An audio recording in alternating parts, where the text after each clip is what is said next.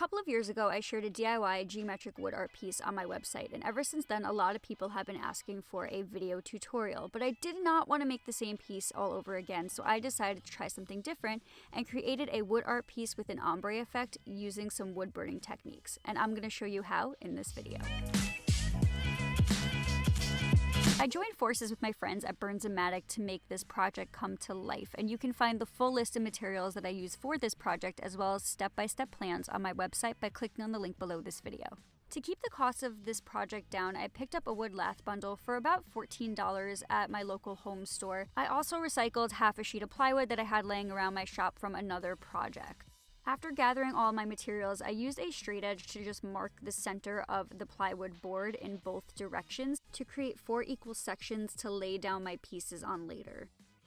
I then set and locked my miter saw into 45 degrees, and I kept the saw at this degree point for the entirety of the project to keep all of my miters consistent. As I cut each piece, I began to lay out my design along the center lines of the boards that I marked out, and as you can see, I kept the miter saw locked into the same angle the entire time, and when I needed to switch the direction of the miter, I would just flip the piece itself.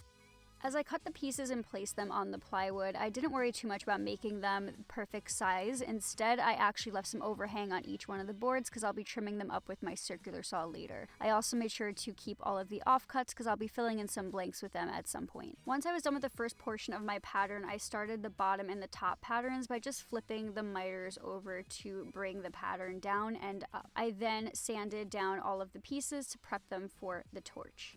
Before getting too trigger happy, I wanted to make sure that everything stayed in order, so I labeled each section of the plywood piece and then flipped over every single piece and gave them a unique name to remember where they belong.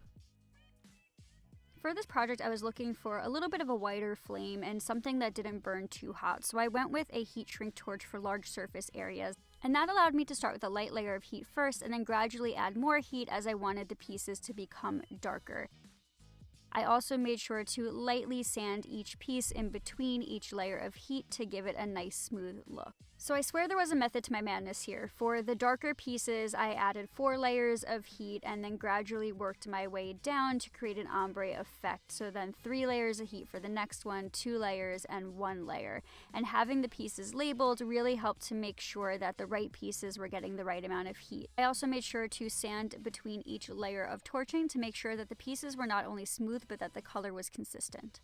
Once I was happy with the variation in the colors, I began to lay out the pieces in their final formation. I really took my time with this part and even brought a couple of pieces back and forth to the torches because I wanted to make sure that I was happy with the layout and the colors before permanently attaching them. And once I was happy with the formation, I added glue to each piece and spread it around pretty evenly, and then attached it to the plywood using my brad nailer. And I started with the bottom pieces first and made sure that they were nice and square before moving on to the rest of the board.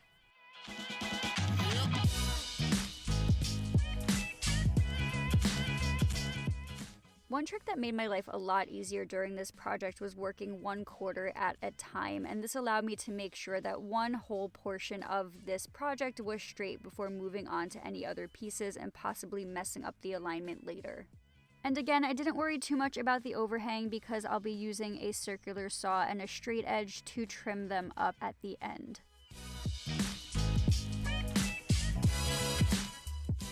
I'm not gonna lie, as I was putting the piece together, I kept wishing that there was more of like an amber undertone to it, so I used a tinted polyurethane to seal in the entire piece. Once I was happy with the true centerpiece of the art, I began to use those offcuts from earlier and fill in some of the blank pieces on the plywood board. I didn't want anything too complicated, so I just continued with those 45-degree cuts and added the pieces to the top, bottom, and sides of the art piece. I knew I wanted to paint these pieces white, so I just labeled them like I did the other pieces before removing them and bringing them outside to paint. And once they dried, I brought them back inside and used wood glue and brad nails to attach them into place permanently.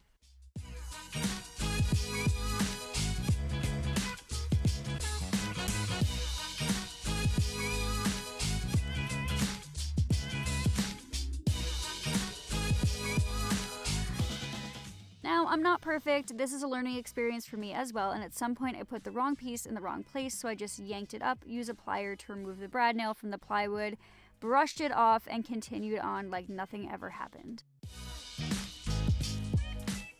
And once I was done with those side pieces, I just added the pieces to the top and the bottom the same exact way.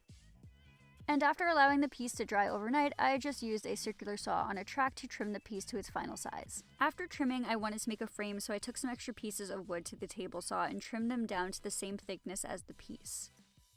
And then once they were cut to size, I brought them outside to give them a torched effect and sealed that all in with a clear coat before attaching them to the art piece using brad nails and wood glue.